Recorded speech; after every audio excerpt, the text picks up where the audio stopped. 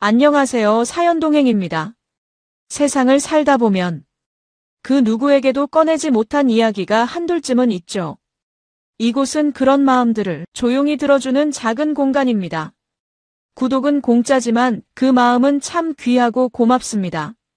구독해주신다면 큰 힘이 될 거예요. 자, 그럼 오늘의 사연 시작합니다. 안녕하세요.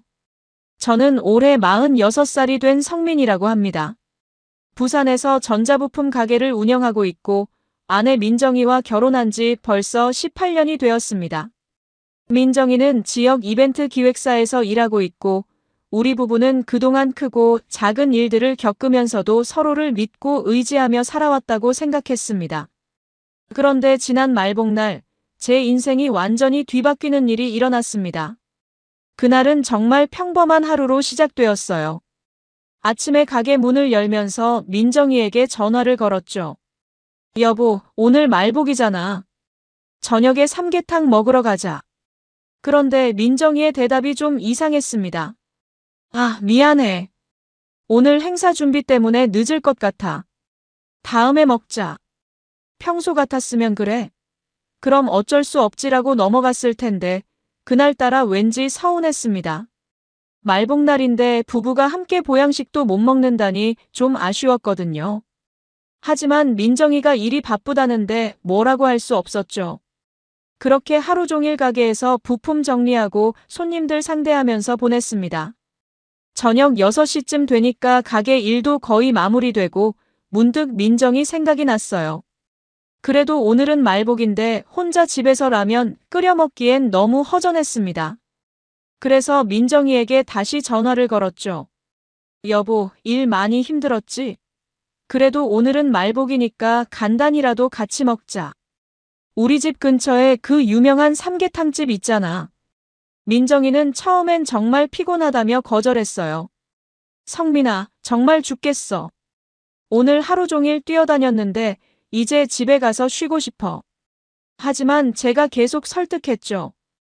그래도 부부가 말복날에 각자 따로 먹으면 안 되지. 30분만 시간 내줘.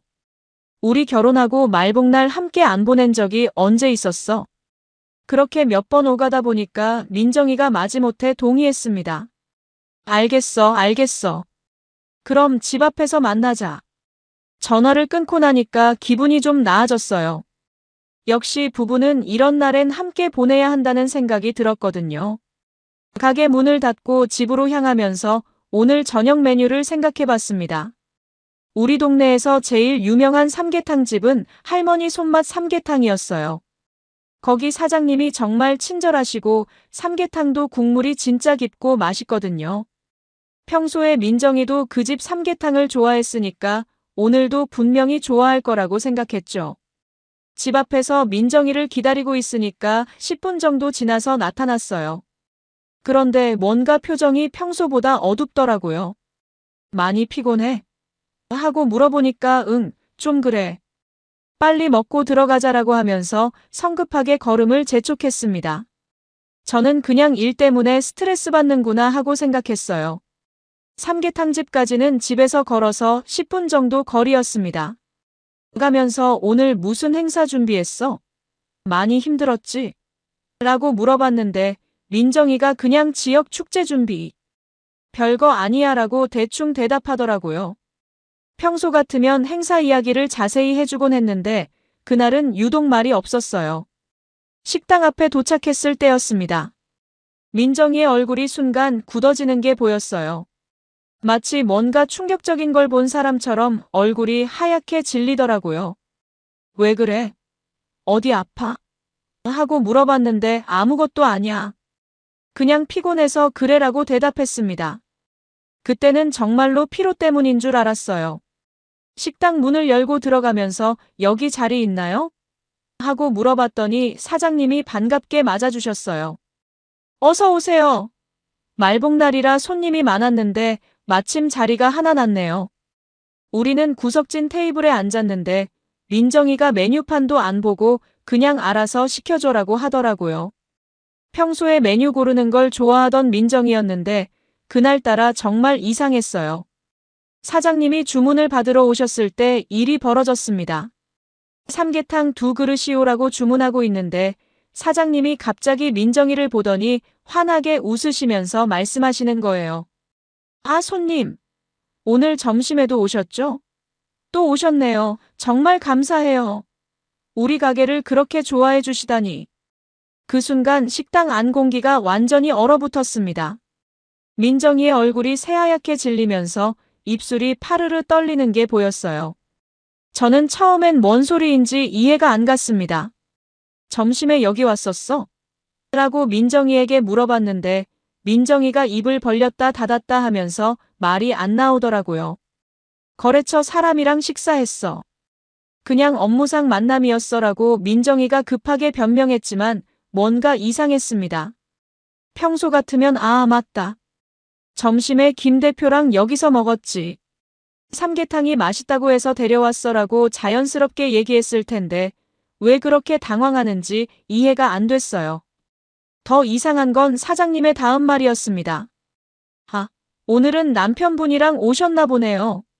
점심에는 정말 멋진 양복 입으신 분이랑 오셨는데 두 분이 정말 다정해 보이셨어요. 서로 반찬도 떠서 주시고 그렇게 즐겁게 드시더라고요. 그때부터 제 머릿속이 복잡해지기 시작했습니다. 거래처 사람이랑 업무 식사를 하는데 왜 반찬을 떠서 주고받아요? 그것도 그렇게 다정하게요? 민정이는 계속 그냥 예의상 그런 거야. 나이 드신 분이라서 공손하게 대했을 뿐이야 라고 말했지만 목소리가 떨리고 있었어요. 사장님은 거기서 그치지 않으셨습니다. 참, 그리고 식사 끝나고 나가실 때 손까지 잡고 나가시던데요. 정말 보기 좋으셨어요. 요즘 그런 분들 보기 힘든데 말이에요. 이 말을 듣는 순간 제 심장이 쿵 내려앉는 느낌이었습니다. 민정이가 뭔 소리예요? 손잡고 나간 게 아니라 그냥 문 열어주셔서 인사한 거예요. 라고 크게 소리쳤는데 그 목소리에 다른 손님들이 다 쳐다볼 정도였어요. 사장님도 당황하시면서 아, 제가 잘못 본 건가요? 죄송합니다라고 하셨지만 이미 저는 뭔가 큰 문제가 있다는 걸 느끼고 있었습니다. 그날 저녁 삼계탕은 정말 맛이 없었어요. 아니, 맛을 느낄 수가 없었습니다. 민정이도 거의 손을 안 대고 그냥 국물만 몇 숟갈 떠먹더라고요. 평소에 삼계탕을 그렇게 좋아하던 민정이가 말이에요. 많이 피곤한가 봐. 맛없어? 하고 물어봤더니 아니야, 맛있어. 그냥 배가 안 고파서라고 대답했어요. 식사를 마치고 나올 때 사장님이 맛있게 드셨나요? 또 오세요. 라고 인사하시는데 민정이가 고개도 안 돌리고 그냥 나가버렸어요. 평소 같으면 맛있었어요. 감사해요라고 인사했을 텐데 정말 이상했습니다. 집으로 돌아가는 길에 저는 계속 생각해봤어요. 점심에 거래처 사람이랑 식사했다는데 왜 그렇게 당황했을까? 반찬을 떠서 주고받고 손을 잡고 나갔다는 사장님 말이 정말일까? 민정이가 거짓말을 할 이유가 있을까? 오늘 점심에 누구랑 식사했다고 했지? 라고 다시 물어봤더니 민정이가 짜증을 내면서 김 대표라고 했잖아. 왜 계속 물어봐? 의심하는 거야? 라고 했어요. 그런데 그 말투가 평소 민정이답지 않게 공격적이었습니다. 집에 들어와서도 민정이는 계속 예민했어요. 샤워하고 잘게라면서 방으로 들어가 버렸고 저는 거실에 혼자 앉아서 오늘 일을 계속 떠올려 봤습니다. 분명히 뭔가 이상한 게 있어요. 사장님이 그렇게 구체적으로 말씀하실 이유가 없잖아요. 그날 밤 잠이 안 왔습니다. 민정이는 금세 잠든 것 같았는데 저는 새벽까지 뒤척이면서 온갖 생각이 머릿속을 맴돌았어요. 혹시 민정이가 다른 남자와 만나고 있는 건 아닐까? 아니야, 그럴 리 없어. 18년을 함께 산 아내인데 그럴 리가 없어. 하지만 마음 한구석에서는 계속 의심이 자라나고 있었습니다. 다음 날 아침, 저는 가게에 나가지 않기로 결정했습니다. 밤새 잠을 못 자서 머리가 지끈거렸지만 어제 일을 그냥 넘어갈 수가 없었어요. 민정이는 평소처럼 출근 준비를 하면서 오늘은 왜 안 나가? 몸이 안 좋아? 라고 물어봤는데 저는 좀 피곤해서 하루 쉴게라고 대답했습니다. 민정이가 출근하고 나서 1시간 정도 지나니까 저는 다시 그 삼계탕 집으로 향했어요. 사장님을 만나서 어제 일에 대해 자세히 물어보고 싶었거든요. 마음 한편으로는 사장님이 잘못 보신 거길 바랐습니다. 그러면 제가 괜한 의심을 한 거니까요. 삼계탕 집에 들어가니까 사장님이 어제 오신 분이네요. 혼자 오셨어요? 라고 하시더라고요. 저는 네, 어제 일 때문에 여쭤볼 게 있어서요 라고 말했습니다. 사장님 표정이 좀 어색해지시더니 혹시 제가 어제 잘못 말씀드린 건 아니겠죠? 라고 물어보셨어요. 아닙니다. 그냥 확인해보고 싶어서요. 어제 점심에 저희 아내랑 함께 온 분이 어떤 분이었는지 기억나세요? 라고 물어봤더니 사장님이 잠깐 망설이시다가 조심스럽게 말씀하시더라고요. 양복 입은 분이었는데 키가 꽤 크시고 머리에 젤 발라서 정말 말끔해 보이셨어요. 그 말을 듣는 순간 뭔가 찜찜한 느낌이 들었어요. 민정이가 말한 김 대표는 60대 중반의 작은 키에 머리도 거의 벗겨진 분인데 사장님이 묘사하는 사람과는 전혀 달랐거든요. 나이는 어느 정도로 보이셨어요?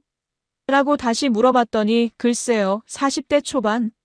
아니면 중반 정도로 보였는데요. 정말 잘생기셨어요. 이제 확신이 서기 시작했습니다. 민정이가 거짓말을 했다는 걸요. 혹시 두 분이 어떻게 지내시는 걸 보셨나요? 라고 물어보니까 사장님이 더 구체적으로 말씀해 주시더라고요. 두 분이 정말 친해 보이셨어요. 서로 반찬도 덜어주시고 그 남자분이 부인 머리에 뭔가 묻었다고 하면서 손으로 털어주시기도 하고요. 그리고 결정적인 말씀을 해주셨습니다. 식사 끝나고 나가실 때도 그 남자분이 부인 허리에 손을 올리고 나가셨어요. 그때 두 분이 손을 잡았다고 말씀드린 거였는데 사실 그보다 더 가까워 보이셨거든요. 처음에는 부부인 줄 알았어요. 머릿속이 하얗게 변했습니다. 허리에 손을 올리고 그건 연인들이 하는 행동이잖아요. 거래처 사람과 업무 식사를 하면서 그럴 이유가 전혀 없어요. 저는 더 이상 들을 수가 없어서 감사합니다 라고 말하고 식당을 나왔어요. 집으로 돌아오는 길에 제 손이 부들부들 떨리고 있었습니다. 18년 결혼 생활 동안 민정이를 의심해 본 적이 없었는데 이제는 모든 게 의심스러워 보였어요. 최근에 민정이가 늦게 들어오는 날이 많았던 것, 핸드폰을 들여다보면서 혼자 웃던 것, 새 옷을 자주 사던 것 모든 게 다시 보이기 시작했습니다. 집에 와서 민정이에게 전화를 걸어봤어요. 여보, 뭐해? 하고 물어보니까 회사에서 일하고 있어. 왜? 하더라고요. 목소리는 평소와 똑같았는데 이제는 그 목소리조차 믿을 수가 없었어요. 어제 점심에 만난 김 대표가 어떤 분이야? 나이가 어떻게 돼? 민정이가 잠깐 말이 없더니 왜 갑자기 그런 걸 물어봐? 60 몇 살이야. 왜? 라고 대답했어요. 거짓말이었습니다. 사장님이 말한 40대 남자와는 전혀 다른 얘기를 하고 있었어요. 그냥 궁금해서. 일 마치고 일찍 들어와라고 하고 전화를 끊었습니다. 저는 이제 확실한 증거를 찾아야겠다고 생각했어요. 하지만 어떻게 해야 할지 막막했습니다. 사설 탐정을 고용해야 하나? 아니면 민정이를 직접 추궁해야 하나? 하지만 확실한 증거 없이 추궁했다가 잘못된 거라면 우리 결혼 생활이 망가질 수도 있어요. 그때 문득 생각이 났어요. 식당 사장님이 그렇게 자세히 기억하신다면 혹시 그날 상황을 더 자세히 알 수 있는 방법이 있을까? 요즘 식당들은 대부분 CCTV를 설치해 놓잖아요. 혹시 어제 점심시간대 영상이 남아있을 수도 있겠다는 생각이 들었습니다. 다시 삼계탕 집으로 가서 사장님께 조심스럽게 물어봤어요. 혹시 식당 안에 CCTV가 있나요? 어제 점심시간대 영상을 볼 수 있을까요? 사장님이 네, 있긴 한데. 무슨 일이세요? 라고 물어보시더라고요. 저는 솔직하게 말씀드렸습니다. 제 아내가 다른 남자와 만나고 있는 것 같아서요. 확인해보고 싶어요. 사장님이 안타까운 표정을 지으시더니 그렇다면 한번 보시죠라고 하면서 사무실로 안내해 주셨어요. CCTV 모니터를 켜고 어제 점심시간대로 돌려보니까 화면에 민정이와 모르는 남자가 나타났습니다. 키 큰 양복 입은 남자가 민정이 맞은편에 앉아서 정말 다정하게 이야기하고 있더라고요. 영상을 보는 내내 가슴이 미어질 것 같았습니다. 민정이가 그 남자를 보며 웃는 얼굴이 너무도 행복해 보였어요. 제게는 보여준 적 없는 그런 밝은 표정이었습니다. CCTV 영상을 보면서 저는 완전히 무너져 내렸습니다. 화면 속 민정이는 그 남자와 정말 연인처럼 행동하고 있었거든요. 서로 반찬을 떠서 주고받고 그 남자가 민정이 머리에 뭔가 묻었다며 손으로 털어주는 장면, 민정이가 그 남자 팔을 잡고 깔깔 웃는 모습까지 다 찍혀 있었어요. 가장 충격적이었던 건 식사를 마치고 나가는 장면이었습니다. 그 남자가 민정이 허리에 자연스럽게 손을 올리고 민정이는 전혀 거부하지 않으며 오히려 그 남자에게 더 가까이 붙어서 나가는 모습이 선명하게 보였어요. 18년 결혼 생활에서 민정이가 제게도 그렇게 애정 표현을 해준 적이 언제였는지 기억이 안 날 정도였습니다. 사장님, 이 영상 복사해서 받을 수 있을까요? 라고 부탁드렸더니 사장님이 당연하죠. USB 가져오시면 복사해드릴게요 라고 하셨어요. 저는 급하게 근처 문구점에서 USB를 사서 영상을 받았습니다. 증거를 확보해야겠다는 생각밖에 안 들었거든요. 하지만 이것만으로는 부족했어요. 식당에서 다정하게 식사했다고 해서 불륜의 확실한 증거가 되는 건 아니니까요. 저는 더 결정적인 증거가 필요했습니다. 그래서 식당 밖으로 나가서 주변을 살펴보기 시작했어요. 사장님이 말씀하신 대로 식당 맞은편에 작은 골목이 하나 있었습니다. 그 골목으로 들어가 보니까 끝에 작은 모텔이 하나 있더라고요.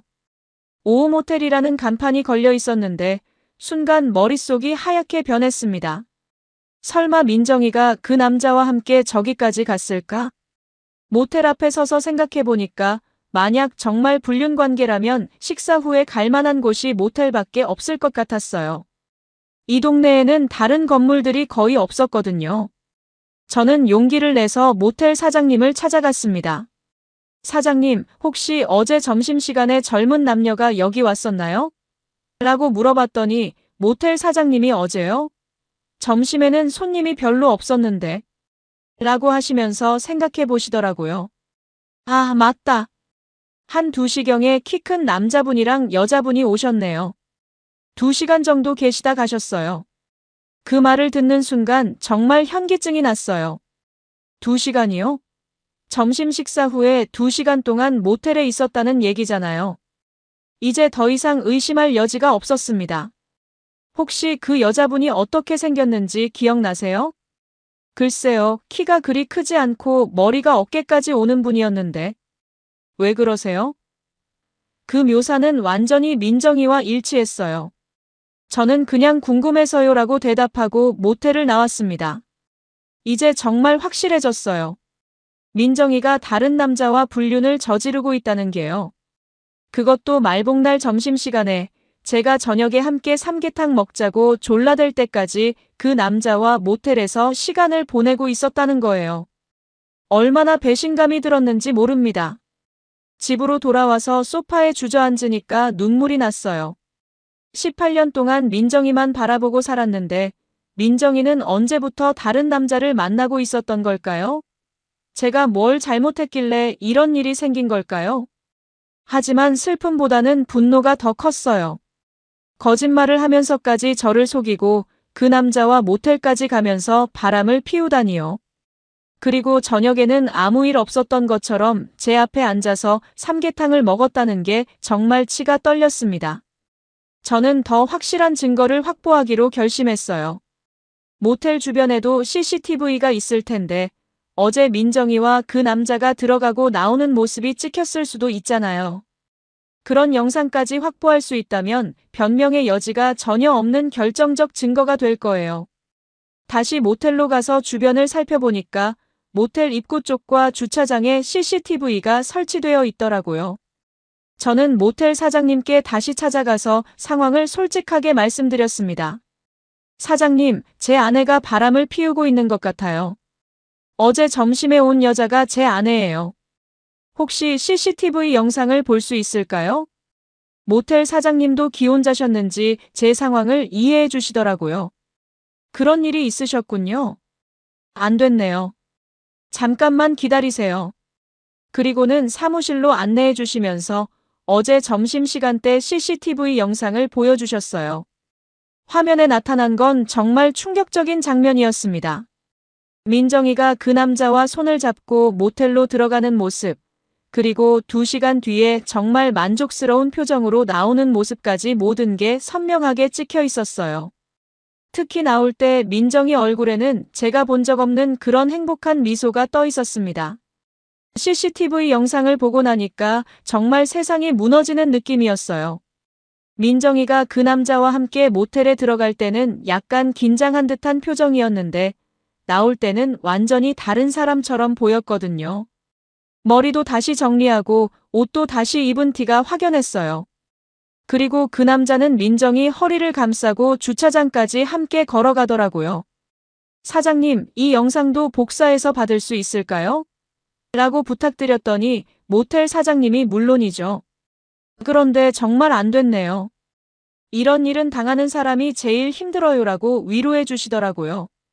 저는 USB에 영상을 복사받으면서 마음속으로 이제 어떻게 해야 할지 생각해 봤습니다. 집으로 돌아와서 영상을 다시 천천히 봤어요. 입구 영상에서는 두 사람의 얼굴이 정말 선명하게 나왔고 출구 영상에서도 마찬가지였어요. 이제는 변명할 여지가 전혀 없는 확실한 증거가 생긴 거죠. 민정이가 아무리 부인해도 소용없을 만큼 명확한 증거였습니다. 저녁 6시쯤 민정이가 집에 들어왔어요. 오늘 하루 종일 뭐 했어? 가게 안 나갔다면서? 라고 물어보더라고요. 평소 같으면 몸이 좀 안 좋아서 쉬었어 라고 대답했을 텐데 그날은 달랐어요. 그냥 이것저것 알아볼 일이 있어서라고 대답했습니다. 민정이가 무슨 일인데? 라고 다시 물어봤는데 저는 별거 아니야. 저녁 먹자라고 넘어갔어요. 아직 바로 추궁할 마음의 준비가 안 되어 있었거든요. 확실한 계획을 세우고 움직이고 싶었어요. 저녁을 먹으면서 민정이를 유심히 관찰해 봤습니다. 평소와 별다를 게 없어 보였어요. 아니, 오히려 평소보다 더 밝아 보이기까지 했습니다. 오늘 회사에서 뭐 했어? 라고 물어보니까 그냥 평소처럼 일했지. 별일 없었어 라고 대답하더라고요. 그런데 가만히 보니까 민정이가 새로운 속옷을 입고 있는 게 보였어요. 빨래를 널 때 본 적 없는 디자인이었거든요. 속옷 새로 샀어? 라고 물어보니까 며칠 전에 샀어. 예쁘지? 라고 하면서 태연하게 대답하더라고요. 불륜 상대를 위해 새 속옷까지 사다니 정말 배신감이 들었습니다. 그날 밤에도 잠이 안 왔어요. 민정이는 금세 잠들었는데 저는 새벽까지 계속 생각했습니다. 이제 어떻게 해야 할까요?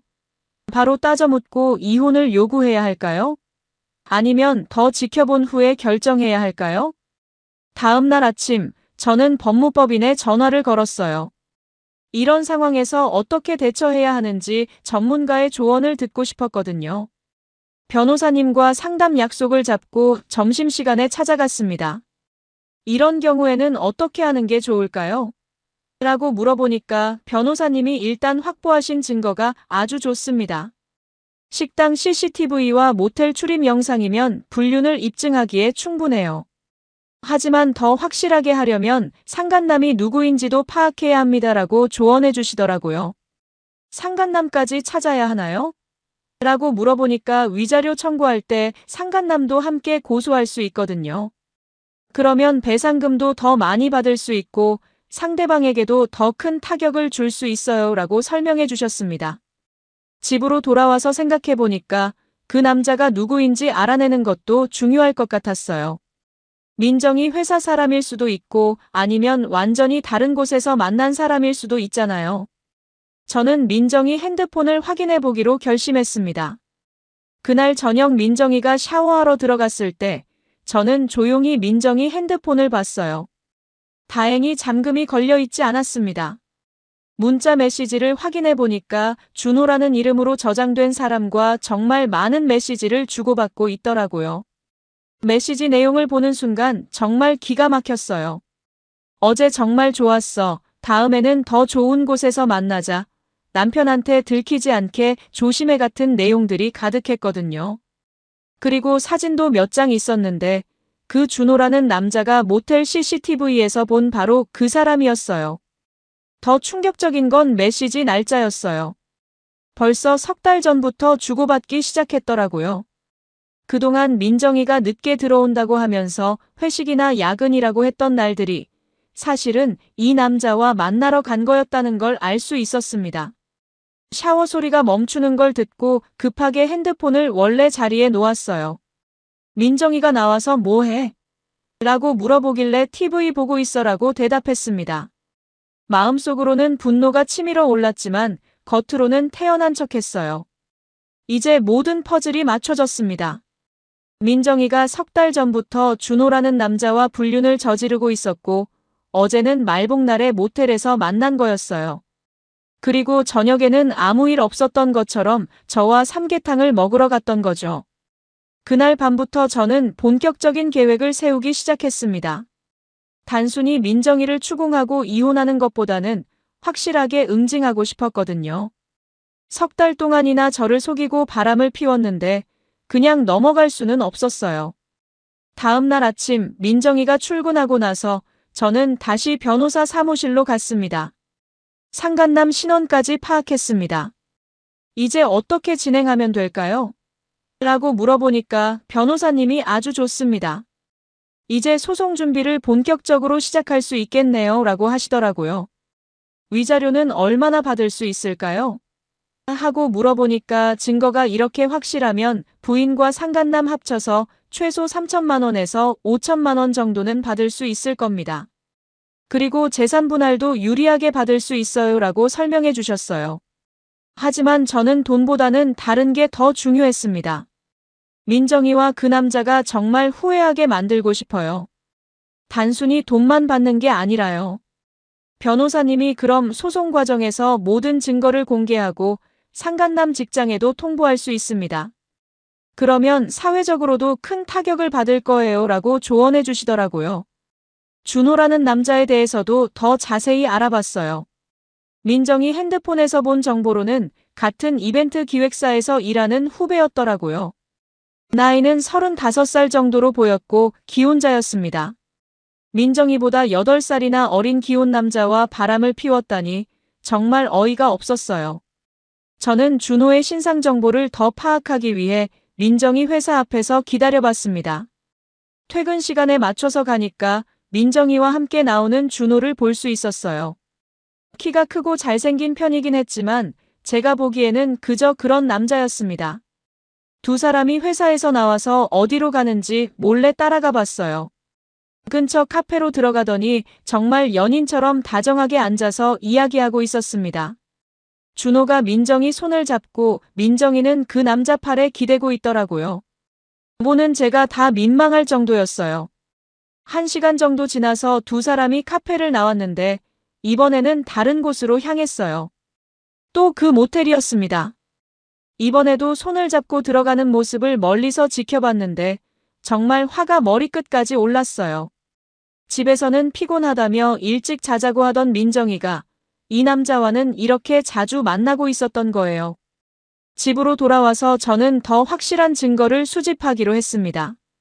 민정이가 언제 준호와 만나는지 패턴을 파악해서 결정적인 순간을 포착하고 싶었거든요.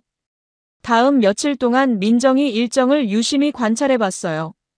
금요일 저녁 민정이가 오늘 회사 회식이 있어서 늦을 거야 라고 연락 왔을 때 저는 바로 회사 앞으로 갔습니다. 과연 회식은 없었고 민정이는 준호와 함께 고급 레스토랑으로 향했어요. 이번에는 휴대폰으로 동영상까지 촬영했습니다. 레스토랑에서 나온 두 사람은 이번에도 모텔로 갔고 저는 모든 과정을 동영상으로 기록했어요. 이제는 정말 확실한 증거가 완성되었습니다. 식당 CCTV, 모텔 출입 영상, 그리고 제가 직접 촬영한 동영상까지요. 월요일에 변호사님을 다시 만나서 새로 확보한 증거들을 보여드렸더니 이 정도면 정말 완벽한 증거네요. 이제 소송을 시작해도 됩니다라고 하시더라고요. 저는 그럼 바로 시작하죠라고 대답했습니다. 하지만 소송을 시작하기 전에 한 가지 더 하고 싶은 게 있었어요. 준호의 아내에게도 이 사실을 알려주고 싶었거든요. 그 여자도 저처럼 속고 있을 테니까 진실을 알 권리가 있다고 생각했어요. 준호 집 주소를 알아내서 토요일 오후에 찾아갔습니다. 초인종을 누르니까 젊은 여자가 나왔는데 준호 아내인 것 같았어요. 안녕하세요. 혹시 준호 씨 부인이신가요? 라고 물어보니까 네, 그런데 누구세요? 라고 하더라고요. 준호 씨와 관련해서 말씀드릴 게 있어서 왔습니다. 시간 좀 내주실 수 있을까요? 그러니까 표정이 어두워지면서 혹시 무슨 일이세요? 라고 물어보더라고요. 저는 준비해간 USB를 건네주면서 이 영상들을 보시면 아실 겁니다라고 말했어요. 준호 아내는 영상을 보고 나서 완전히 멘붕에 빠졌어요. 이게 정말인가요? 언제부터 이런 일이? 라고 하면서 울음을 터뜨리더라고요. 저도 똑같은 상황입니다. 제 아내가 당신 남편과 바람을 피우고 있어요 라고 말했습니다. 준호 아내와 만난 후 집으로 돌아가는 길에 저는 마음이 조금 후련해졌어요. 혼자만 당하고 있는 게 아니라는 걸 확인했고 이제 준호도 저와 똑같은 상황에 처하게 될 테니까요. 준호 아내는 마지막에 저도 남편을 용서할 수 없어요. 함께 대응하고 싶어요라고 말했거든요. 다음 주 화요일 변호사님이 모든 서류 준비가 끝났다고 연락해 주셨어요. 이제 정식으로 소송을 제기하겠습니다. 부인과 상간남 모두를 상대로 위자료 청구 소송을 시작하고 준호 씨 직장에도 통보할 예정입니다라고 하시더라고요. 저는 네, 진행해 주세요라고 대답했습니다. 그날 저녁 민정이가 집에 들어왔을 때 저는 평소처럼 자연스럽게 맞이했어요. 오늘 일은 어땠어? 라고 물어보니까 그냥 그래. 요즘 일이 좀 많아서 피곤해라고 대답하더라고요. 아직도 거짓말을 하고 있는 거죠. 그런데 말이야라고 하면서 저는 조용히 말을 꺼냈어요. 요즘 준호라는 사람과 일을 많이 같이 하는 것 같던데 어떤 사람이야? 민정이 표정이 순간 굳어지는 게 보였어요. 왜? 왜 갑자기 준호 씨 얘기를 해? 그냥 궁금해서. 내가 준호 씨 얘기를 가끔 하니까. 사실 민정이가 준호 얘기를 한 적은 없었지만 반응을 보고 싶었거든요. 민정이가 그냥 회사 후배야. 별로 친하지 않아라고 대답했는데 목소리가 떨리고 있었어요. 목요일 오전 변호사님에게서 연락이 왔어요. 소장이 접수되었고 이제 곧 민정 씨와 준호 씨에게 소송 통지서가 갈 겁니다. 그리고 준호 씨 회사에도 공문을 발송했어요 라고 하시더라고요. 드디어 시작된 거죠. 그날 저녁 민정이가 집에 들어왔을 때 표정이 완전히 망가져 있었어요. 성민아, 나한테 할 말이 있어? 라고 조심스럽게 물어보더라고요. 저는 무슨 말? 라고 대답했습니다. 혹시 나와 준호 씨 일을 알고 있는 거야? 드디어 백기를 든 거죠. 저는 침착하게 거실 테이블 위에 USB를 놓았어요. 이걸 보고 나서 얘기하자. 민정이가 USB를 컴퓨터에 꽂고 영상들을 보는 동안 저는 소파에 앉아서 민정이 반응을 지켜봤어요. 처음에는 놀란 표정이었다가 점점 절망적인 표정으로 변해갔어요. 모든 영상을 다 본 후에 민정이가 바닥에 주저앉으면서 울기 시작했습니다. 성민아, 미안해. 정말 미안해. 나도 모르게 이런 일이. 하면서 제발 용서해달라고 빌더라고요. 하지만 저는 차갑게 대답했어요. 용서? 석 달 동안 나를 속이고 바람 피우면서 용서를 바라는 거야? 한 번만 용서해줘. 다시는 안 그럴게. 준호 씨와는 완전히 끝낼게라고 계속 빌었지만 저는 이미 마음을 정했어요. 늦었어. 이미 소송도 시작됐고 모든 게 끝났어. 민정이가 소송이 뭐야? 설마 진짜 소송을 한 거야? 라고 물어보길래 저는 당연하지. 너와 그 남자자 둘 다 위자료 청구 소송 걸었어. 그리고 그 남자자 아내한테도 모든 걸 알려줬어라고 말했어요. 그 말을 듣자마자 민정이가 완전히 무너졌어요. 그럼 이제 어떻게 되는 거야? 회사에서도 알게 되고 사람들이 다 알게 되는 거야? 라고 떨면서 물어보더라고요. 저는 그건 내가 감당해야 할 일이야 라고 대답했습니다.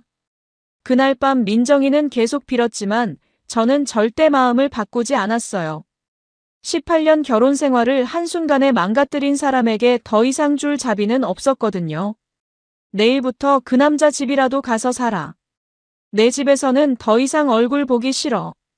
한 달 후 법원에서 첫 번째 조정 기일이 있었습니다. 민정이와 준호, 그리고 각자의 변호사들이 모두 참석했어요. 민정이는 완전히 초췌해진 모습이었고 준호도 마찬가지로 말이 아니었습니다. 두 사람 다 직장에서의 입지가 완전히 무너진 상태였거든요. 조정위원이 합의 의사가 있으신지요?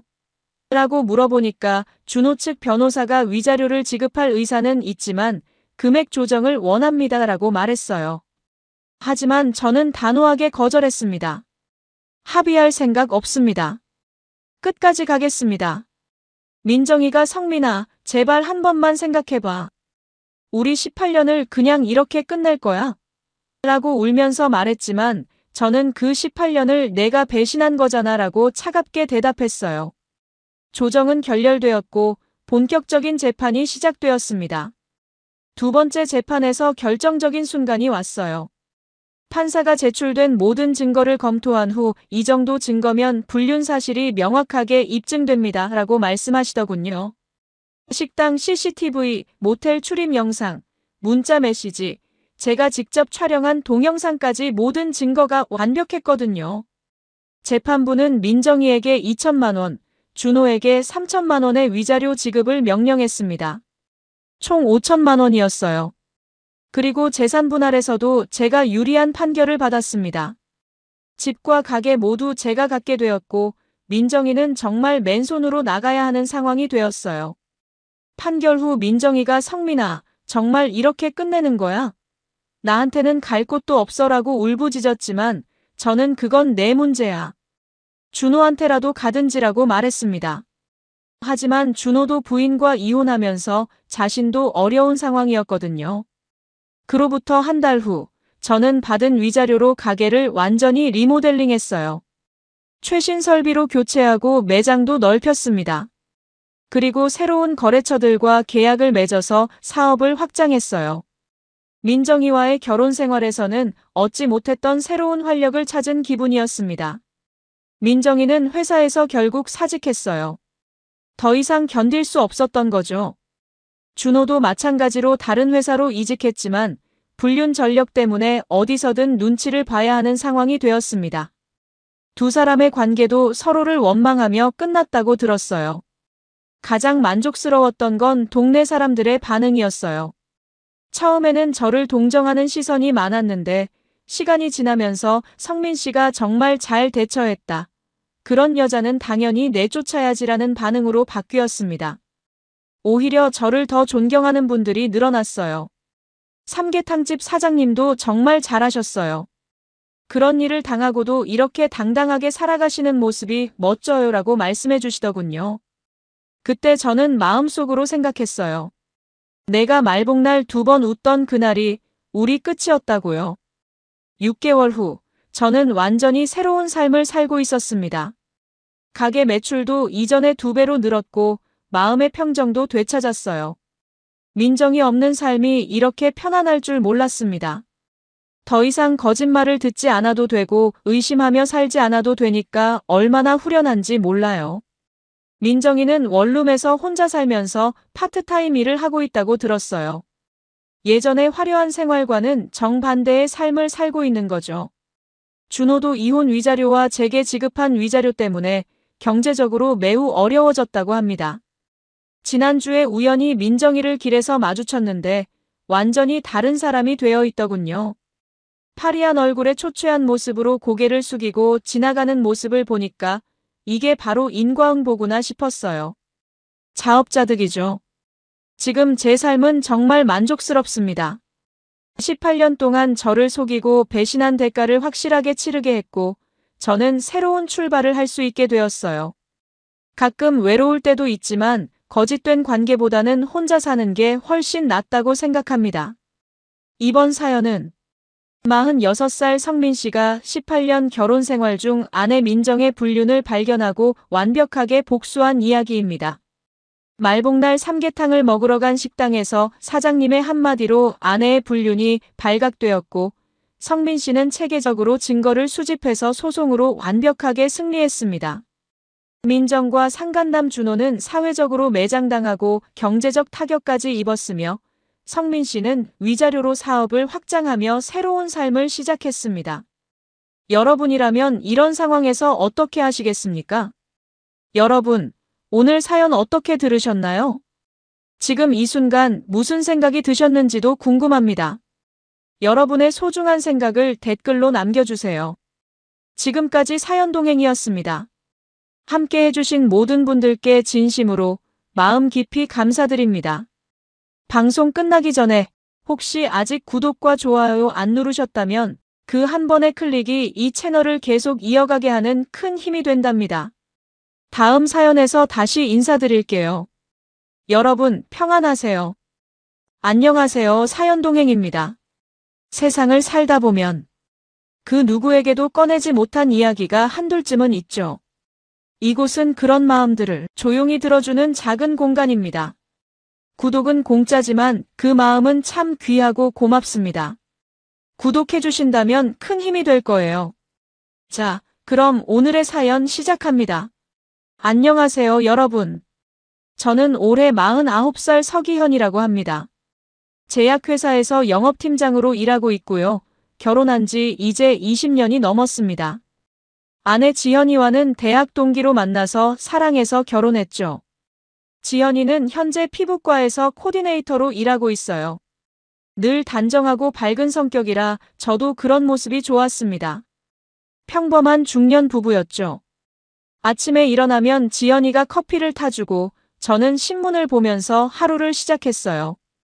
저녁에는 함께 드라마를 보거나 산책을 나가기도 했고요. 주말이면 마트에 장을 보러 가거나 가끔은 영화를 보러 가기도 했습니다. 그런 일상이 너무 당연했고 행복했어요. 그런데 말이죠. 몇 달 전부터 뭔가 이상한 기분이 들기 시작했어요. 처음엔 단순히 제 착각이라고 생각했는데 그게 아니더라고요. 그 시작은 정말 사소한 것이었습니다. 어느 토요일 저녁 저희가 함께 샤워를 하고 있을 때였죠. 결혼 20년이 넘었지만 우리는 여전히 가끔 함께 샤워를 했어요. 그게 우리만의 소소한 로맨스라고 생각했거든요. 지연이가 비누칠을 하고 있는데 문득 허벅지 안쪽에 뭔가 붉은 자국이 보이는 거예요. 처음엔 그냥 지나칠 뻔했는데 뭔가 눈에 거슬리더라고요. 일반적인 멍이라고 하기엔 모양이 너무 특이했거든요. 여보, 이건 뭐야? 어디 부딪혔어? 제가 물어봤더니 지연이는 별거 아니라는 듯이 웃으면서 그냥 피멍이야. 요즘 병원 일도 바쁘고 스트레스 때문인가 봐라고 대답했습니다. 그런데 그 자국을 자세히 보니까 일반적인 멍이라고 하기엔 좀 이상했어요. 마치 뭔가 빨아서 생긴 것 같은 희미한 원형 모양이었거든요. 그리고 색깔도 일반 멍과는 달랐어요. 더 진한 빨간색이었죠. 그때는 설마라는 생각만 들었어요. 아내를 의심한다는 게 말이 안 된다고 생각했죠. 하지만 그 자국이 계속 머릿속에서 맴돌았습니다. 밤에 잠자리에 누워서도 그 모습이 자꾸 떠올랐어요. 혹시 정말 단순한 멍일까요? 아니면 제가 너무 예민하게 생각하는 걸까요? 며칠이 지나도 그 의심은 사라지지 않았습니다. 오히려 더 커져갔어요. 지현이의 평소 행동들을 다시 떠올려 보니 최근 몇 달 동안 뭔가 달랐던 것 같았거든요. 평소보다 늦게 들어오는 날이 많아졌고 핸드폰을 보면서 미소 짓는 횟수도 늘어났죠. 그리고 무엇보다 저와의 스킨십을 은근히 피하는 것 같았어요. 내가 너무 예민한 건가? 스스로에게 계속 물어봤지만 그 붉은 자국만은 도저히 잊을 수가 없었습니다. 그것은 마치 누군가의 입술이 남긴 흔적처럼 보였거든요. 생각하기도 싫었지만 점점 확신이 서기 시작했어요. 혹시 지연이가 다른 남자와? 아니, 그럴 리 없다고 계속 자신에게 말했지만 의심의 씨앗은 이미 제 마음속 깊이 뿌리를 내리고 있었습니다.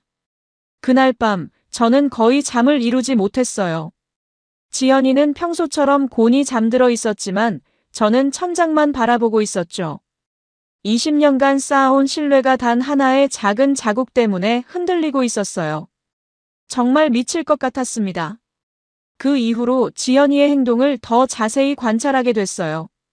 처음엔 정말 미안한 마음이었습니다. 20년 넘게 함께 살아온 아내를 의심한다는 게 말이 안 됐거든요. 하지만 며칠만 지켜보니까 확실히 달라진 점들이 보이기 시작했죠. 먼저 주말이었어요. 예전에는 주말이면 저와 함께 마트도 가고 집 정리도 하고 가끔은 영화도 보러 갔는데 요즘엔 계속 핑계를 대면서 외출을 하는 거예요. 오늘 피부과 세미나가 있어서 나가야 해. 병원에서 고객관리 교육이 있다고 하네. 피부학회 모임이 있어서 참석해야 해. 이런 식으로요. 처음엔 그래. 요즘 병원 일이 바쁘구나 하고 이해했어요. 하지만 매주 주말마다 뭔가 일이 있다는 게 좀 이상했죠. 피부과 코디네이터가 그렇게 바쁜 직업인가 싶었거든요. 그래서 한 번은 어떤 교육이야? 나도 궁금한데라고 물어봤더니 지연이가 잠깐 당황하는 기색을 보이면서 그냥 피부 관리 관련된 내용이야. 별로 재미없을 거야 라고 대충 넘어가더라고요. 그리고 핸드폰 행동도 달라졌어요. 예전에는 핸드폰을 거실 소파에 놓고 다니거나 화장실 갈 때도 그냥 두고 갔는데 요즘엔 어디를 가든 핸드폰을 꼭 챙겨 가더라고요. 심지어 화장실에 갈 때도 가져가고 잠자리에서도 핸드폰을 베개 밑에 숨겨놓고 자요. 무엇보다 이상했던 건 메시지 알림음이었어요. 밤 10시, 11시에도 계속 핸드폰에서 알림음이 울리는 거예요. 그럼 지연이가 급하게 핸드폰을 확인하고는 빙긋 웃으면서 메시지를 보내더라고요. 누구야? 물어보면 병원 동료들이야. 요즘 단체 채팅방이 활발해서라고 대답했지만 뭔가 석연치 않았어요. 그런데 정말 결정적이었던 건 속옷이었습니다. 지연이가 평소에 입던 속옷은 검은색이나 베이지색 같은 무난한 색깔이었는데 어느 날부터 빨간색, 보라색 같은 화려한 색깔의 속옷을 입고 있더라고요. 그것도 레이스가 많이 달린 평소 스타일과는 전혀 다른 것들이었어요. 새로 산 거야? 물어봤더니 요즘 기분 전환으로 좀 바꿔봤어라고 하더라고요. 하지만 20년을 함께 살아온 아내의 취향을 모를 리 없죠. 지연이는 평소에 화려한 걸 좋아하지 않았거든요. 향수 냄새도 달라졌어요. 평소에는 은은한 플로럴 향을 좋아했는데 요즘엔 진한 머스크 향이 났어요. 그것도 평소에 뿌리던 양보다 훨씬 많이 뿌린 것 같았죠. 마치 다른 냄새를 가리려는 것처럼 말이에요. 그리고 가장 이상했던 건 저와의 관계였어요. 예전에는 자연스럽게 스킨십을 했는데 요즘엔 제가 손을 잡으려고 하면 오늘 좀 피곤해라고 하거나 어깨를 안으려고 하면 좀 더워라고 하면서 피하더라고요. 그런 게 한두 번이 아니라 계속 반복되니까 정말 이상했죠. 어느 날은 지연이가 샤워를 하고 나서 거울 앞에서 자신의 몸을 유심히 들여다보고 있었어요. 특히 목 부분을 자세히 보면서 파운데이션을 진하게 바르더라고요. 그때 생각했어요. 뭔가 숨기고 있구나. 이 모든 것들이 우연의 일치일 수도 있다고 생각해 보려고 했어요. 하지만 너무 많은 것들이 한꺼번에 바뀌었거든요.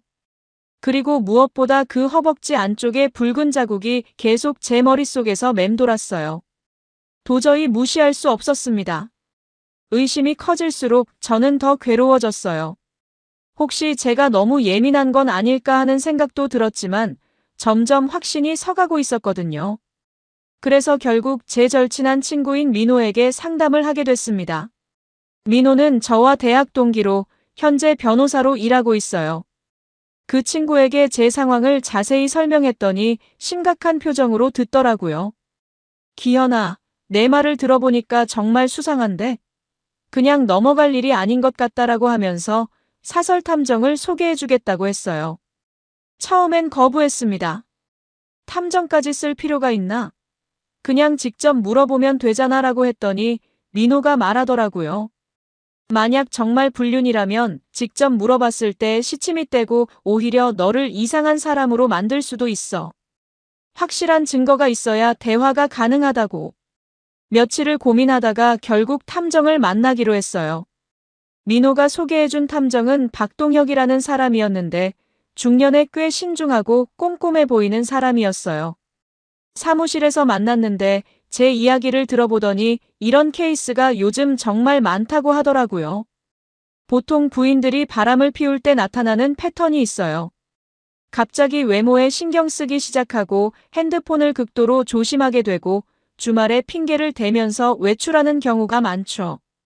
그리고 남편과의 스킨십을 피하게 되고요. 탐정의 말을 들으니 지현이의 행동과 정확히 일치했어요. 조사 기간은 보통 2주 정도 걸립니다. 그 기간 동안 부인의 동선을 파악하고 만나는 사람들을 확인해 볼게요. 만약 정말 불륜이라면 확실한 증거를 잡아드릴 수 있습니다 라고 했어요. 비용은 생각보다 비쌌지만 이 상황을 정확히 파악하기 위해서는 어쩔 수 없다고 생각했어요.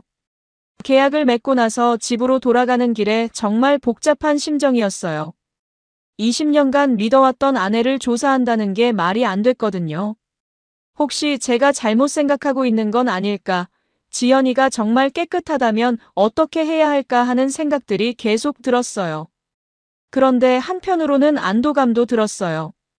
이제 곧 진실을 알 수 있겠구나 하는 생각이 들었거든요. 만약 지연이가 정말 깨끗하다면 제가 그동안 쓸데없이 의심했던 것에 대해 사과하면 되는 거잖아요. 하지만 만약 정말 불륜이라면 그때는 어떻게 해야 할지 모르겠더라고요. 탐정이 조사를 시작한 첫 주는 정말 지옥 같았어요. 평소처럼 지연이와 생활하면서도 속으로는 계속 의심하고 있었거든요. 지연이가 웃으면 저 웃음이 진짜일까? 하는 생각이 들고 늦게 들어오면 정말 병원에서 온 걸까? 하는 의심이 들었어요. 그런데 더 이상했던 건 지현이의 행동이었어요. 평소보다 더 다정하게 굴더라고요.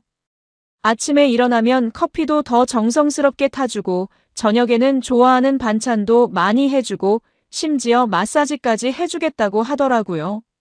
마치 뭔가 미안한 마음이 있는 것처럼 말이에요. 여보, 요즘 내가 좀 바빠서 소홀했지? 미안해. 앞으로는 더 잘 알게라고 하면서 제 어깨를 주무르는 지연이를 보면서 정말 복잡한 심정이었어요. 혹시 제가 잘못 생각하고 있는 건 아닐까 하는 마음도 들었지만 동시에 죄책감 때문에 더 잘해주는 건 아닐까 하는 의심도 들었거든요. 일주일이 지나갈 무렵 탐정에게서 전화가 왔어요. 조사 결과 좀 이상한 점들이 발견되고 있어요. 한번 만나서 이야기해봐야겠습니다 라고 하더라고요. 그 말을 들으니 가슴이 철렁했어요. 드디어 진실을 마주해야 할 때가 온 것 같았거든요. 탐정 사무실에서 박동혁 씨를 다시 만났을 때 그의 표정이 심각했어요. 책상 위에는 여러 장의 사진들이 놓여 있었는데 뒤집어져 있어서 내용을 볼 수는 없었어요. 하지만 뭔가 중요한 증거들이라는 걸 직감할 수 있었죠. 기현 씨, 부인에 대한 조사 결과를 말씀드려야겠습니다. 마음의 준비를 하시고요. 탐정의 첫 마디부터 심상치 않았어요. 지난 일주일 동안 부인의 동선을 추적한 결과 주말마다 특정 장소를 방문하고 있는 것을 확인했어요. 그곳은 부인이 말씀하신 세미나장이나 교육장이 아니라 시내 고급 호텔입니다. 그 말을 들으니 머리가 하얘졌어요. 그래도 혹시 다른 이유가 있을 수도 있지 않을까 하는 마음으로 혹시 정말 그곳에서 교육이 있었던 건 아닐까요? 라고 물어봤어요. 하지만 탐정의 대답은 단호했어요. 아니에요. 해당 호텔에 확인해 본 결과 그 시간대에 피부과 관련 교육이나 세미나는 없었어요. 그리고 더 중요한 건 부인이 혼자 간 게 아니라는 점입니다. 그러면서 탐정이 사진 한 장을 뒤집어서 보여줬어요. 사진 속에는 지연이가 한 남자와 함께 호텔 로비에 들어가는 모습이 찍혀 있었어요. 남자는 40대 초반으로 보이는 꽤 잘생긴 사람이었어요. 정장을 입고 있었고 지연이와 자연스럽게 팔짱을 끼고 있었죠. 그 사진을 보는 순간 정말 현실감이 없었어요. 마치 드라마 속 장면을 보는 것 같았거든요. 이 남자가 누구인지 알아보셨나요? 제가 물어보니 탐정이 다른 사진을 보여줬어요. 네, 이 사람은 권정우라는 사람이고 부인이 일하는 피부과 원장입니다. 39세, 기혼자고요. 그 말을 들으니 더욱 충격이었어요. 지연이가 평소에 자주 언급하던 사람이었거든요.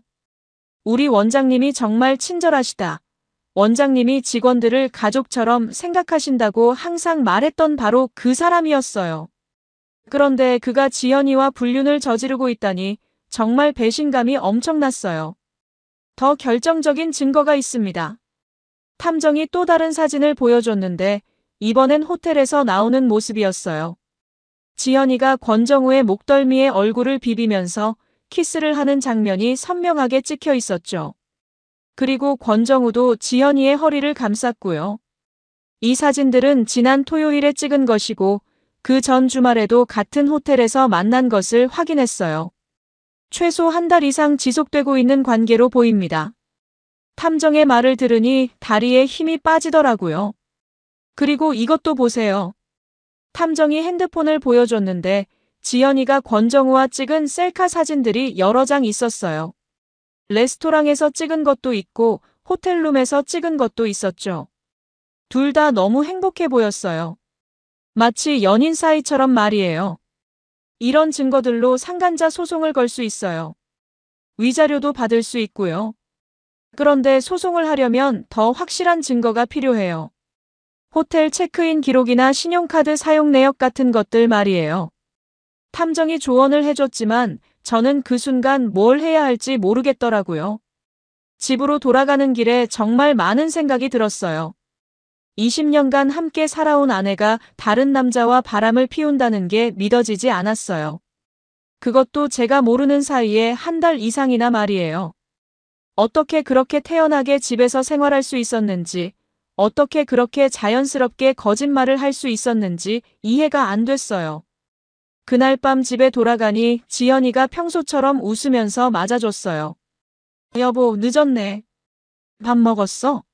하면서 다정하게 물어보는 모습을 보니 정말 화가 나더라고요. 하지만 아직 직접 대화할 때는 아니라고 생각했어요. 더 확실한 증거를 잡아야 한다고 생각했거든요. 탐정에게 추가 조사를 의뢰했어요. 더 확실한 증거를 잡기 위해서였죠. 그리고 일주일 후 결정적인 증거들이 나왔습니다. 호텔 체크인 기록, 신용카드 사용 내역, 그리고 둘이 함께 다른 장소에서 만나는 사진들까지 모든 게 확실했어요. 특히 충격적이었던 건 지연이의 SNS 계정이었어요. 평소에 사용하던 계정 외에 비밀 계정이 따로 있었는데 그곳에는 권정우와 함께 찍은 사진들이 가득했어요. 게다가 저를 비하하는 내용들도 있었죠. 남편은 재미없어 죽겠다. 정우 오빠가 있어서 다행이다 같은 내용들이었어요. 더 이상 참을 수 없어서 권정우에게 직접 전화를 걸었어요. 권정우 씨, 저는 윤지현의 남편 서기현입니다. 한번 만나서 이야기해야겠습니다. 라고 했더니 잠시 침묵이 흐르더니 무슨 일이시죠? 라고 하더라고요. 제 아내와 당신이 어떤 관계인지 정확히 알고 있습니다. 증거도 다 있고요. 그러니까 변명하지 마시고 만나서 이야기합시다라고 하니 그제서야 당황하는 기색이 역력했어요. 아, 그게... 잠깐만요. 제가 설명을 드릴게요. 다음 날 권정우와 만났는데 그 사람 정말 뻔뻔하더라고요. 죄송합니다. 하지만 저희는 진짜 사랑하는 사이예요. 지연 씨도 이혼을 원하고 있고요 라고 하는 거예요. 그래서 제가 그럼 당신 부인은 알고 있나요? 라고 물어봤더니 말문이 막히더라고요. 그리고 당신이 기혼자라는 것도 제 아내가 알고 있나요? 물어보니 더욱 당황하면서 그건 아직 말 안 했어요 라고 하더라고요. 정말 어이가 없었어요. 자기 부인에게는 숨기고 제 아내에게도 거짓말을 하면서 무슨 진짜 사랑이라는 거죠? 그런데 더 가관인 건 그 다음이었어요. 권정우가 제가 합의금을 드릴게요. 5억 원 드릴 테니까 조용히 넘어가 주세요라고 하는 거예요. 마치 돈으로 모든 걸 해결할 수 있다는 듯이 말이에요. 당신이 무슨 생각으로 그런 소리를 하는 거죠? 제 20년 결혼 생활을 돈으로 사겠다는 거예요? 제가 화를 내니까 권정우가 그럼 어떻게 하시겠다는 거예요? 라고 오히려 당당하게 묻더라고요. 상간자 소송 걸 겁니다. 위자료 청구할 거고요. 그리고 당신 부인에게도 알릴 거예요. 당신이 어떤 짓을 했는지 말이에요. 제가 이렇게 말하니까 권정우가 급하게 잠깐, 그건 너무 심하잖아요. 제 가정까지 파괴하실 거예요? 라고 하더라고요. 정말 기가 막혔어요. 제 가정은 파괴해놓고 자기 가정은 지키고 싶다는 거죠? 당신이 제 가정을 파괴할 때는 생각 안 했나요? 이제 와서 가정 이야기를 하시네요. 라고 했더니 할 말이 없어 하더라고요. 그날 저녁 집에 돌아와서 지현이와 마주 앉았어요. 지현아, 우리 이야기 좀 해야겠다라고 하니까 지현이가 무슨 일이야? 라고 물어보더라고요. 그래서 탐정이 찍은 사진들을 테이블 위에 놓았어요. 사진을 본 지현이의 얼굴이 순간 하얘졌어요. 하지만 금세 평정을 찾더니 이게 뭐야? 누가 이런 사진을 찍은 거야? 라고 오히려 화를 내더라고요. 정말 뻔뻔하다고 생각했어요. 권정우와 어떤 사이인지 말해봐. 그리고 허벅지에 있던 그 자국이 뭔지도 설명해봐. 제가 직접적으로 물어보니까 지연이가 잠시 침묵하더니 갑자기 태도를 바꾸더라고요. 그래, 맞아. 정우 오빠와 만나고 있어. 그런데 그게 어떻다는 거야? 정말 당당하게 말하는 거예요. 솔직히 말하면 나도 이혼하고 싶었어. 당신과 사는 게 너무 지겨웠거든. 그 말을 들으니 정말 화가 치밀어 올랐어요. 20년을 함께 살았는데 지겨웠다고? 그럼 왜 그동안 아무 말 안 했어? 물어보니까 말해서 뭐해? 어차피 당신은 변하지 않을 텐데 라고 하더라고요. 그리고 정우 오빠는 나를 정말 사랑해줘. 당신과는 달라. 나한테 관심도 많이 가져주고 로맨틱하기도 하고라고 하면서 오히려 자랑하듯이 말하더라고요. 정말 기가 막혔어요. 그 사람 기혼자라는 거 알아?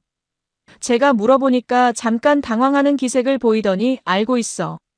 하지만 곧 이혼할 거야 라고 하더라고요.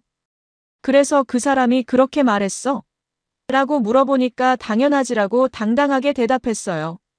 하지만 제가 권정우와 만났을 때 그런 이야기는 전혀 없었거든요. 오히려 자기 가정 파괴되는 걸 걱정했으니까요. 지연이가 완전히 속고 있는 거였어요. 하지만 그런 말을 해봤자 소용없을 것 같았어요. 어쨌든 이혼 절차를 밟을 거야. 그리고 상간자 소송도 걸 거고 위자료도 청구할 거야.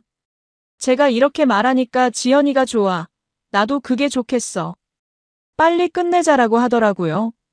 정말 끝까지 뻔뻔했어요. 잘못했다는 미안함은 전혀 없고 오히려 자기가 피해자인 것처럼 행동하더라고요. 그날 밤 지연이는 짐을 싸서 권정우의 집으로 갔어요. 떠나면서 이제 자유로워져서 좋다고 말하더라고요. 그 말을 듣는 순간 정말 허탈했어요. 20년이라는 세월이 그녀에게는 감옥 같았던 걸까요? 그동안 저는 행복하다고 생각했는데 지연이는 전혀 그렇지 않았던 거네요. 하지만 그렇다고 해서 불륜이 정당화되는 건 아니잖아요. 이혼 절차와 함께 상간자 소송을 준비했어요. 민호가 변호사로 도움을 줬는데 증거들이 워낙 확실해서 승소 가능성이 높다고 했어요. 탐정이 수집한 사진들, 호텔 체크인 기록, 신용카드 사용 내역, SNS 비밀 계정까지 모든 증거가 완벽했거든요. 첫 번째 법정에 출석하는 날, 지연이와 권정우가 함께 나타났어요. 둘이 손을 잡고 당당하게 들어오는 모습을 보니 정말 어이가 없었어요. 법정에서까지 애정 행각을 보여주다니 정말 뻔뻔함의 끝을 보는 것 같았어요. 재판이 시작되고 증거들이 제시되자 권정우의 변호사가 단순한 불륜이 아니라 진정한 사랑이라고 주장하더라고요. 그리고 원고의 부인도 이혼을 원하고 있다면서 서로 합의한 상황이라고 변명했어요. 정말 말이 안 되는 소리였죠. 그런데 그때 예상치 못한 일이 벌어졌어요. 방청석에서 한 여자가 일어나더니 잠깐만요. 저 사람은 제 남편이에요. 라고 외치는 거예요. 바로 권정우의 부인이었어요. 권정우가 그 순간 얼굴이 새하얘지더라고요. 권정우의 부인이 법정에서 증언했어요. 저 사람은 저와 이혼한 적이 없습니다. 오히려 최근에 집에서 평소보다 더 다정하게 굴었어요. 마치 뭔가 숨기고 있는 것처럼요. 그러면서 결혼증명서와 주민등록등본을 제출했어요.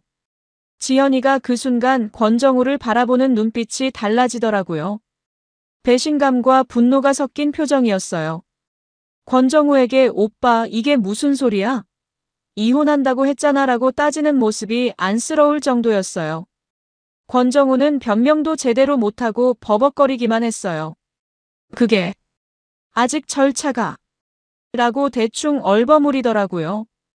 그제서야 지연이가 자신이 완전히 속았다는 걸 깨달은 것 같았어요. 재판부에서는 명확한 불륜행위와 그로 인한 정신적 피해를 인정했어요. 그리고 권정우에게 위자료 8천만 원을 지급하라는 판결이 나왔어요. 생각보다 큰 금액이었는데 증거가 너무 명확했고 권정우가 기혼자라는 사실을 숨기고 지연이를 속인 점까지 고려된 것 같았어요. 판결이 나온 후 법정 밖에서 권정우가 제게 다가와서 항소하겠습니다라고 하더라고요. 그래서 마음대로 하세요. 2심에서도 이길 자신 있습니다라고 답했어요. 실제로 증거가 워낙 확실해서 항소해도 뒤집힐 가능성은 거의 없었거든요. 그런데 더 재미있는 일이 벌어졌어요. 권정우의 부인이 권정우를 상대로 이혼 소송을 걸었다는 소식을 들었거든요. 그리고 지연이도 권정우에게 속았다며 관계를 정리했다고 하더라고요. 결국 권정우는 모든 걸 잃게 된 거죠. 며칠 후에 권정우가 직접 전화를 걸어왔어요. 합의하고 싶습니다. 항소 포기하고 위자료도 지급하겠습니다 라고 하더라고요. 아마 부인에게까지 들켜서 더 이상 버틸 수 없었던 것 같아요. 그때 합의하자고 할 때 했어야죠. 이제 와서 무슨 소용이에요? 제가 이렇게 말하니까 제발 좀 도와주세요. 제 인생이 완전히 망가졌어요 라고 하더라고요. 하지만 저도 20년 결혼 생활이 망가진 거잖아요. 왜 제가 그 사람을 도와줘야 하나요? 결국 권정우는 위자료 8천만 원을 지급했어요. 그리고 그 후로는 연락이 끊어졌어요. 나중에 들은 소식으로는 병원 일도 제대로 안 되고 있다고 하더라고요. 환자들 사이에서 소문이 나면서 평판이 땅에 떨어졌거든요. 권정우로부터 위자료를 받고 나서도 제 마음은 복잡했어요. 돈을 받았다고 해서 20년간 쌓인 상처가 치유되는 건 아니었거든요. 하지만 적어도 법적으로는 제가 피해자라는 것이 인정받았고 권정우는 그에 대한 대가를 치렀죠. 더 흥미로운 건 그 후에 벌어진 일들이었어요. 권정우의 병원에 대한 소문이 동네에 퍼지기 시작했거든요. 의사가 환자의 직원과 불륜을 저질렀다는 소문이 패지면서 환자들이 하나둘씩 다른 병원으로 옮겨가기 시작했어요. 특히 결정타는 병원 내부 직원의 제보였어요.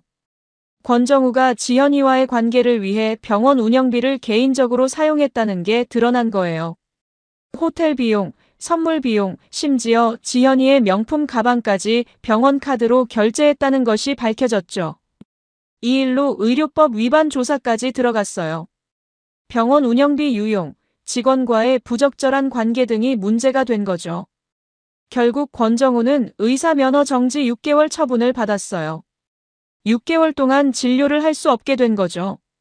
병원도 문을 닫을 수밖에 없었어요. 환자는 없고 원장은 면허 정지에 내부 고발까지 터진 상황에서 더 이상 운영할 수가 없었거든요. 나중에 들은 소식으로는 권정우가 병원을 헐값에 매각했다고 하더라고요. 권정우의 아내와도 이혼이 성사됐어요. 그분도 제게 연락을 주셔서 고생 많으셨다며 위로의 말씀을 해주시더라고요. 저도 몰래 바람 피우는 남편 때문에 고생했는데 이제야 해방된 기분이라고 하시면서요. 지연이는 더 비참했어요. 권정우에게 완전히 속은 것을 깨달은 후에는 절망에 빠졌더라고요. 권정우가 이혼할 거라고 믿고 모든 걸 걸었는데 결국 이용만 당한 거였으니까요. 게다가 병원 일도 잃었고 동네에서는 소문이 나서 얼굴을 들고 다닐 수도 없었죠. 지연이가 몇 번 제게 연락을 했어요. 미안하다. 다시 기회를 달라고 하면서요. 하지만 저는 단호하게 거절했어요. 20년을 배신한 사람을 어떻게 다시 믿을 수 있겠어요? 그때 생각했어야죠. 정우 오빠한테 속은 것도 억울하고 당신한테도 미안하고. 지연이가 눈물을 흘리면서 말하더라고요. 하지만 그건 자업자득이었어요. 처음부터 불륜을 하지 않았으면 이런 일이 없었을 텐데 이제 와서 후회해봤자 소용없죠. 결국 지연이는 고향으로 내려갔어요. 서울에서는 더 이상 버틸 수 없었던 것 같아요. 떠나면서도 정말 미안하다고 했지만 저는 아무 말도 하지 않았어요. 이미 할 말도 없었거든요. 권정우는 더 처참했어요. 의사 면허 정지가 끝난 후에도 서울에서는 일할 수 없었어요. 평판이 완전히 망가져서 어떤 병원에서도 받아주지 않았거든요. 결국 지방 작은 도시로 내려가서 작은 의원을 차렸다고 들었어요. 그런 소식들을 들을 때마다 복잡한 심정이었어요. 한편으로는 속 시원했지만 다른 한편으로는 허무했어요. 결국 모든 사람이 다 피해를 본 거잖아요. 권정우도, 지연이도, 권정우 부인도, 그리고 저도요. 하지만 그래도 정의가 실현된 것 같아서 다행이었어요. 불륜을 저지른 사람들이 그에 맞는 대가를 치렀고 저는 법적으로 피해를 인정받았으니까요. 무엇보다 이제는 더 이상 속지 않을 거라는 자신감이 생겼어요. 모든 일이 정리된 지 6개월이 지났어요. 이혼도 마무리됐고 위자료도 받았고 권정우와 지연이는 모두 제 삶에서 사라졌어요. 이제는 혼자만의 새로운 삶을 시작해야 했죠. 처음에는 정말 외로웠어요. 20년간 함께 살던 사람이 갑자기 없어지니까 집이 너무 조용했거든요. 아침에 일어나도 커피를 타줄 사람이 없고 저녁에 돌아와도 수고했어라고 말해줄 사람이 없었어요. 하지만 시간이 지나면서 이런 생활에도 적응이 됐어요. 오히려 자유로워진 기분이 들더라고요. 누구 눈치 보지 않고 하고 싶은 일을 할 수 있었고 의심하거나 걱정할 일도 없었죠. 마음이 편해졌어요. 무엇보다 아들의 대학 졸업식에 혼자 참석했을 때 정말 뿌듯했어요. 아들이 아빠 고생 많았어요. 이제 아빠만의 인생을 살아요라고 말해주더라고요. 그 말을 듣는 순간 정말 감동이었어요. 내가 걱정할 일은 아니야. 아빠는 이제 괜찮다고 답했는데 정말 그랬어요. 처음에는 20년 결혼 생활이 망가진 것에 대한 아쉬움과 분노가 컸지만 시간이 지나면서 오히려 해방감이 더 커졌거든요. 그리고 새로운 도전도 시작했어요. 아버지가 남겨주신 창고를 리모델링해서 중고차 상사를 차렸어요. 제약회사에서 20년간 일하면서 쌓은 영업 경험을 살려서 새로운 사업을 시작한 거죠. 처음에는 걱정이 많았어요. 나이도 50에 가깝고 전혀 다른 분야의 사업이었거든요. 하지만 의외로 잘 됐어요. 성실하고 정직하게 장사를 하니까 고객들이 믿고 찾아주더라고요. 무엇보다 제 이야기가 동네에서 유명해졌어요. 상간자 소송으로 8천만 원 받고 바람피운 의사 망하게 만든 남자로 소문이 났거든요. 사람들이 어떻게 그렇게 침착하게 복수했냐고 물어보더라고요. 법이 있으니까 법대로 했을 뿐이에요. 감정적으로 대응하면 오히려 손해잖아요 라고 답했는데 많은 사람들이 감탄하더라고요. 실제로 비슷한 일을 당한 사람들이 상담을 받으러 오기도 했어요. 그런 사람들에게 항상 하는 말이 있어요. 증거를 확실히 잡으세요. 그리고 감정보다는 법적 절차에 따라 처리하세요. 그래야 확실한 승리를 할 수 있어요. 실제로 제 조언을 듣고 성공한 사람들도 많았죠. 어느 날 저녁 혼자 집에서 맥주를 마시면서 생각해봤어요. 만약 그때 지연이의 허벅지에 있던 그 붉은 자국을 못 봤다면 어떻게 됐을까? 아마 계속 속고 살았을 거예요. 그렇게 생각하니 오히려 그 자국이 고마웠어요. 지금은 완전히 새로운 사람이 된 기분이에요. 예전에 순진했던 서기현이는 죽고 새로운 서기현이 태어난 거죠. 이제는 누구도 저를 쉽게 속일 수 없어요. 그리고 무엇보다 저 자신을 사랑하게 됐어요. 권정우는 지방에서 쪼그라든 의원을 운영하고 있다고 들었고 지현이는 고향에서 조용히 살고 있다고 해요. 가끔 SNS에 셀프 위로글을 올린다고 하더라고요. 새 출발, 진정한 나를 찾아서 이런 내용들이요. 하지만 저는 그런 거 신경 안 써요. 제 인생을 사는 것만으로도 바쁘거든요. 중고차 사업도 잘 되고 있고 새로운 취미도 생겼고 무엇보다 마음이 편해요. 마지막으로 하고 싶은 말은 이거예요. 배신을 당했을 때 감정적으로 대응하지 마세요. 차분하게 증거를 모으고 법적 절차에 따라 처리하세요. 그래야 확실한 승리를 할 수 있어요. 저처럼 말이죠. 이번 사연은 49세 서기현 씨가 20년 결혼 생활 중 아내 지현의 불륜을 발견하게 된 사연입니다. 허벅지에 의심스러운 붉은 자국을 시작으로 탐정을 고용해 확실한 증거를 잡았고 상대방이 아내 직장의 기혼자 원장 권정우임을 밝혀냈습니다. 상간자 소송을 통해 8천만 원의 위자료를 받았고 권정우는 의사면허 정지와 병원 폐업이라는 대가를 치렀습니다. 지현은 속은 것을 깨닫고 고향으로 떠났고 기현은 새로운 사업을 시작하며 제2의 인생을 살고 있습니다. 여러분이라면 이런 상황에서 어떻게 하셨을까요? 감정적으로 대응하셨을까요? 아니면 차분하게 법적 절차를 밟으셨을까요? 여러분, 오늘 사연 어떻게 들으셨나요? 지금 이 순간 무슨 생각이 드셨는지도 궁금합니다. 여러분의 소중한 생각을 댓글로 남겨주세요. 지금까지 사연동행이었습니다. 함께 해주신 모든 분들께 진심으로 마음 깊이 감사드립니다. 방송 끝나기 전에 혹시 아직 구독과 좋아요 안 누르셨다면 그 한 번의 클릭이 이 채널을 계속 이어가게 하는 큰 힘이 된답니다. 다음 사연에서 다시 인사드릴게요. 여러분 평안하세요.